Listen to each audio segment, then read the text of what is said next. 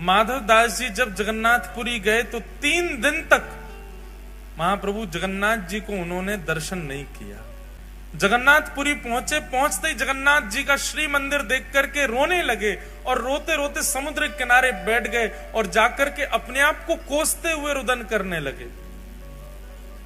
किसी ने पूछा माधव दास जी ने दर्शन क्यों नहीं किया? बोले माधव दास जी अपने मन में विचार करने में 21 वर्ष का हो गया, अपने 21 वर्ष मैंने विषय भोग में व्यतीत कर दिए, जगन्नाथ जी की शरण में पहले क्यों नहीं आया?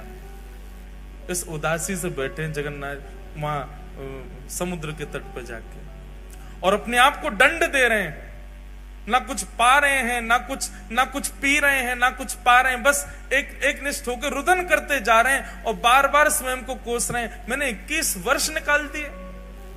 अरे तो भाई किसी ने कहा माधव दास जी को प्रसन्न हो जाना चाहिए, अब तो आ गए शरण में। बोले अब जीवन का कोई पता है क्या? मेरे जीवन के केवल इतने ही दिन हो, 21 वर्ष 6 दिन की मेरी आयु हो, तो इसका मतलब अब शेष 3 ही दिन रह पाऊंगा मैं ठाकुर जी की शरण में। 21 वर्ष तो मैंने विषय भोग में निकाल दिए। इस बात से परेशान होकर रोने लगे। अच्छा, माधव दास जी ने कोई 3 दिन का नियम नहीं लिया था। माधव दास जी तो मृत्यु पर्यंत अनशन पर बैठ गए समुद्र के तट पर जाके कि मैंने अपना जीवन व्यर्थ कर दिया, ठाकुर जी की शरण में पहले नहीं आया।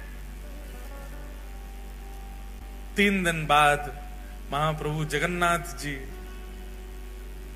ब्रह्मवेदी पर बैठे हैं, महाप्रसाद सामने रखा है, लक्ष्मी मैया हाथ जोड़ करके खड़ी हैं, ठाकुर जी से कह रही हैं नाथ भोग आरोग। जगन्नाथ प्रभु कह रहे हैं देवी इच्छा नहीं हो रही। क्यों?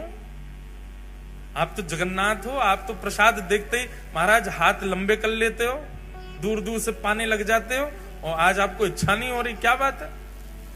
महाप्रभु जी कहते हैं एक मेरा भक्त सब छोड़ के आ गया, सब त्याग करके आया, त्याग करके मेरे शरण में आया है, लेकिन इस बात की ग्लानि में बैठा है कि इतने वर्ष मैंने क्यों संसार में विषय भोग भोगे। और वो भूखा प्यासा 3 दिन से पुरी में समुद्र के तट पर बैठा है। मुझे उसकी याद आ रही है, मुझे भूख नहीं लग रही है, तुम कुछ करो, उसके पास प्रसाद भिजवाओ, वो पाएगा तब मैं प्रसन्न होऊंगा।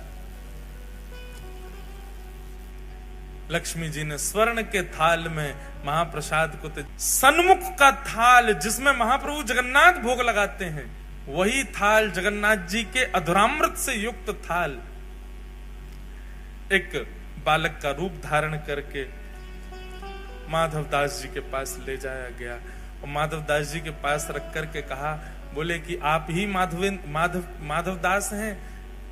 स्वर सुनकर के बोले हाँ जी मैं ही हूं। बोले श्री ठाकुर जी ने आपके लिए प्रसाद भेजा है मंदिर से, पा लीजिए।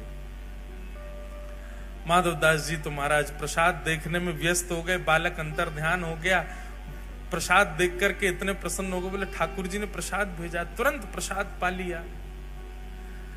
प्रातः काल होते ही मंदिर में थाल नहीं मिला, सब जगह हाहाकार मच गई, पुजारियों पर प्रश्न चिन्ह उठाने लगे।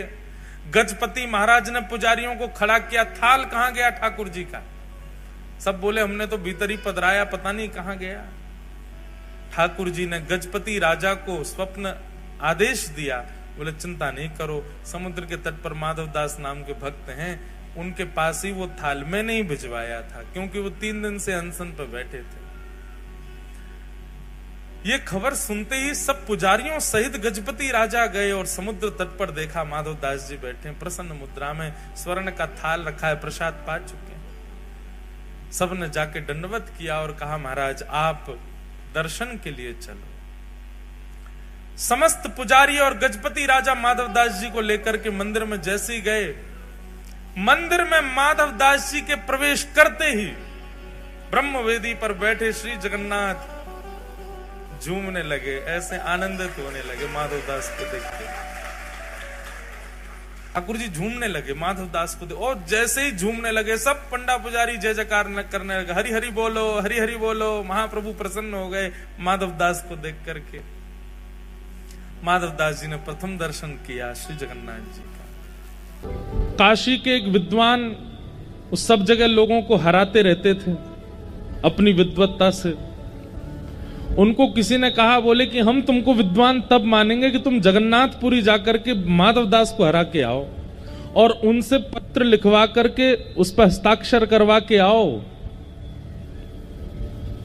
कि तुम हारे वो या तुम जीते वो हारे, तो हम मानेंगे कि तुम विद्वान हो। माधवदास जी को हराना सामान्य बात नहीं है, बहुत विद्वान है। लेकिन विद्वत्ता के साथ साथ माधवदास जी में ऐसी भक्ति थी कि अपनी विद्वत्ता के गुण को छुपा के रखते थे। उनके रूप, रंग, चाल ढाल, वस्त्रों को देख के कोई कह ही नहीं सकता था कि ये विद्वान है। तो वो काशी के विद्वान आए, पूछते पाछते पहुंच गए माधवदास जी के पास। माधवदास जी ने जैसे ही देखा काशी से ब्राह्मण विद्वान आए, उनका स्वागत किया, सब सुंदर उनका सम्मान किया। माधवदास जी बोले, आपका आगमन कैसे हुआ? बोले, हम तुमसे शास्त्रार्थ करने आए हैं, और शास्त्रार्थ में तुम जब हमसे हार जाओगे, पहले ही मान चुके हैं कि माधवदास हारेगा। बोले, शास्त्रार्थ में तुम जब हमसे हार जाओगे तो तुम एक पत्र पर यह लिखोगे कि हम तुम्हारे पास आए, तुम हमसे हार गए, और आज के बाद हम जब भी जगन्नाथपुरी आएंगे तुम हमारे शिष्य बनकर के हमारी सेवा करोगे, भोजन कराओगे, हमें सोने की व्यवस्था करोगे, और नीचे अपना हस्ताक्षर कर देना। और अगर मैं हार गया, वैसे मैं हारूंगा नहीं, लेकिन मैं हार गया तो मैं भी तुम्हें लिख के दे दूंगा, जब भी तुम काशी आओगे तुम्हारी सब सेवा मैं करूंगा। माधवदास जी बोले, शास्त्रार्थ करने की आवश्यकता क्यों है? मुझे सेवा प्राप्त होगी, आप बार बार जगन्नाथपुरी आकर के मेरे घर की प्रसादी पाएंगे, मुझे सेवा का अवसर देंगे, इसके लिए शास्त्रार्थ की आवश्यकता क्या है? लाइए पत्र दीजिए, मैं लिख देता हूं कि मैं हार गया, आप जीत गए, और हस्ताक्षर कर देता हूं।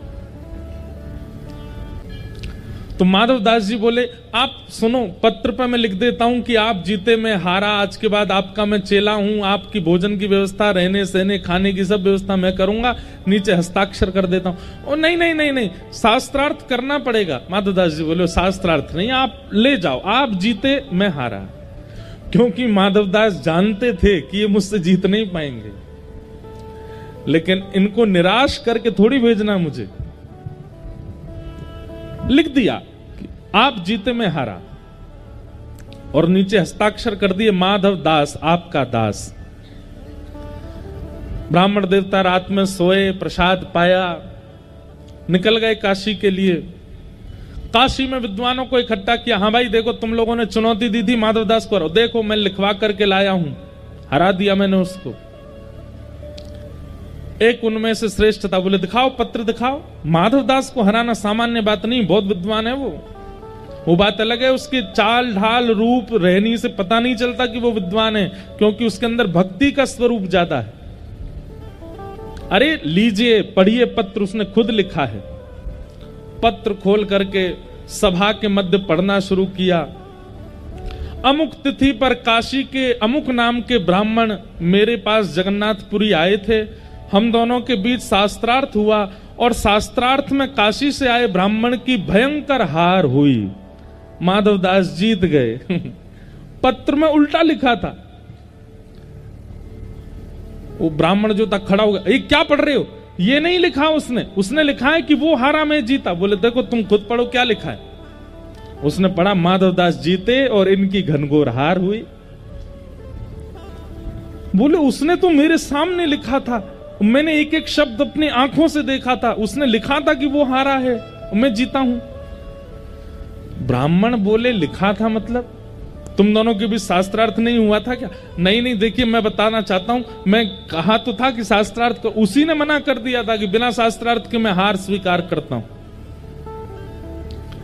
सब ब्राह्मणों में हंसी हो गई, बोले कि भैया तुम हार के आए हो, स्पष्ट लिखा है। ब्राह्मण दोबारा दौड़े जगन्नाथपुरी के लिए, माधवदास के पास पहुंचे। ए माधवदास तुझे देख लूंगा मैं, क्या लिखा था इन्हें पत्र में?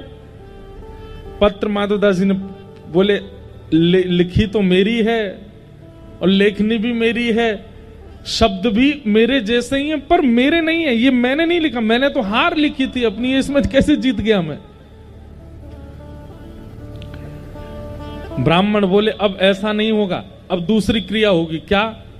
तुमको शास्त्रार्थ करना ही पड़ेगा, और शास्त्रार्थ में जो जीतेगा वो हारने वाले के मुख पर कालीत पोत करके उसको गधे पर बैठा करके चप्पलों की माला पहना करके पूरे नगर में घुमाएगा और हारने वाला चिल्ला चिल्ला करके बोलेगा कि मैं उनसे हारा, मैं अमुक से हारा। सबको पता चलना चाहिए कि तुम हारे, मैं जीता। माधवदास जी बोले, देखिए शास्त्रार्थ की जरूरत नहीं है, मुझे स्वीकार है, आप कालीत पोत दीजिए, मेरे गले में चप्पल की माला पहना दीजिए, गधा ले आइए, मैं बैठ करके पूरे नगर में ढिंडोरा पीटने को तैयार हूं कि आप जीते मैं हारा। परंतु अभी मेरे दर्शन का समय है, आप जब तक कालीत और गधे की व्यवस्था करो, मैं थोड़ा दर्शन कर आऊं जगन्नाथ जी का। वहां तुम जाओ। ये ब्राह्मण गए, धूड़ धाड़ के लाए गधा, कहीं से कालीत स्याही इकट्ठी करी। इतने में ही माधवदास जी निकल करके बाहर आए मंदिर से। अब हुआ यह कि ये माधवदास जी नहीं थे, स्वयं जगन्नाथ जी ही माधवदास जी का रूप धारण करके आए थे। माधवदास तो भीतर दर्शन कर रहे हैं, पर प्रबल प्रेम के पाले पड़कर हरि को नियम बदलते देखा, अपना मान तले टल जाए पर भक्त का मान ना टलते देखा। ठाकुर जी जानते हैं कि माधवदास कालीत पोत करके गधे पे बैठ के घूम आएगा पूरे नगर में, लेकिन मैं कैसे बैठने दूं उसको, मैं नहीं बैठने दूंगा। तो माधवदास तो भीतर दर्शन कर रहे थे, माधवदास का रूप धारण करके जगन्नाथ जी बाहर आए और ब्राह्मण गधा लेकर के काली स्याही लेके खड़ा था, आओ तुम्हारा मुंह पोतूं। ठाकुर जी बोले, स्याही नीचे धर दो, पहले शास्त्रार्थ करो। तो तुमने तो मना किया था कि शास्त्रार्थ की जरूरत नहीं है। बोले तब किया था, पर अभी जगन्नाथ जी का दर्शन करके मेरा मन बदल गया, अब तो मुझे शास्त्रार्थ करना है। भगवान से कोई जीत सकता है? ऐसा शास्त्रार्थ हुआ, ऐसे ऐसे प्रश्न रखे भगवान ने कि उनका उत्तर नहीं दे पाया, निरत्तर हो गया वो काशी का ब्राह्मण। और पूरी भीड़ एकजुट हो गई, सबके सामने उस ब्राह्मण की हार हुई। हार होने के बाद ठाकुर जी बोले, इधर आओ, स्याही पोते तुम्हारे। और स्याही लेकर ठाकुर जी नहीं पोती उसके मुंह पे, बैठो गधा पे, और पूरे जगन्नाथपुरी में हल्ला करके आओ कि माधवदास जीता और मैं उनसे हारा। बेचारे वो बैठ गए गधे पे और पूरे जगन्नाथपुरी में हल्ला करे रोते रोते, माधवदास जीत गया, मैं उनसे हार गया, माधवदास जीत गया, मैं उनसे हार गया। इतने में ही माधवदास जी, असली माधवदास जी निकल करके आए मंदिर से। जैसे मंदिर से निकल के आए, उन्होंने छोटे छोटे बच्चों से पूछा, एक ब्राह्मण यहां खड़े थे गधा लेकर के, स्याही लेके, कहां है वो? बोले वो तो कालीत मुंह पे पोत करके गधा पे बैठ के डोल रहे हैं पूरे नगर में। हैं अपने आप ही? माधवदास जी दौड़े दौड़े गए, ब्राह्मण देवता आप ये क्या कर रहे हैं? आप क्यों चढ़ गए गधे पे? आपने क्यों अपने मुंह पे पोत ली स्याही? आप नीचे उतरिए, ये अधिकार आपका नहीं है, अभी पहुंचिए अपना मुख। ब्राह्मण चरणों में, नहीं नहीं नहीं माधवदास जी, मैंने अपनी हार स्वीकार कर ली। अब आप ये क्यों स्वीकार की? मैंने तो कुछ कहा ही नहीं आपको, क्यों स्वीकार कर ली? अरे भैया, तुमने जो प्रश्न किए और मेरे प्रश्नों का जो उत्तर तुमने शास्त्रार्थ में दिया, मैं तो तुमको गुरु मान चुका हूं। लिपट गए चरणों से। माधवदास बोले, शास्त्रार्थ हुआ कब? समझ गए। दौड़ करके माधवदास जगन्नाथ जी के पास गए और जाके ठाकुर जी से लड़ने लगे, नाथ ये आपने क्या किया? बेचारे एक ब्राह्मण आए थे, केवल उनको जीत की भूख थी, वो केवल अपने जीवन में एक चीज कमाना चाहते हैं कि उनसे सब हार गए, मैं देने को तैयार था अपनी हार, आपने क्यों नहीं देने दिया? महाप्रभु जगन्नाथ जी बोल पड़े, बोले दुनिया का कोई और व्यक्ति देता तो मुझे कोई असर नहीं पड़ता, पर मेरा भक्त क्यों किसी से हारे, और मेरे रहते हुए कैसे हार सकता है, मैं ये नहीं देखूंगा। अरे तुम सामान्य ब्राह्मण होते, विद्वान होते, अपनी हार स्वीकार कर लेते, मुझे प्रसन्नता होती, लेकिन भक्त तो मेरा है, मैं कैसे उसे हारता देख सकता हूं?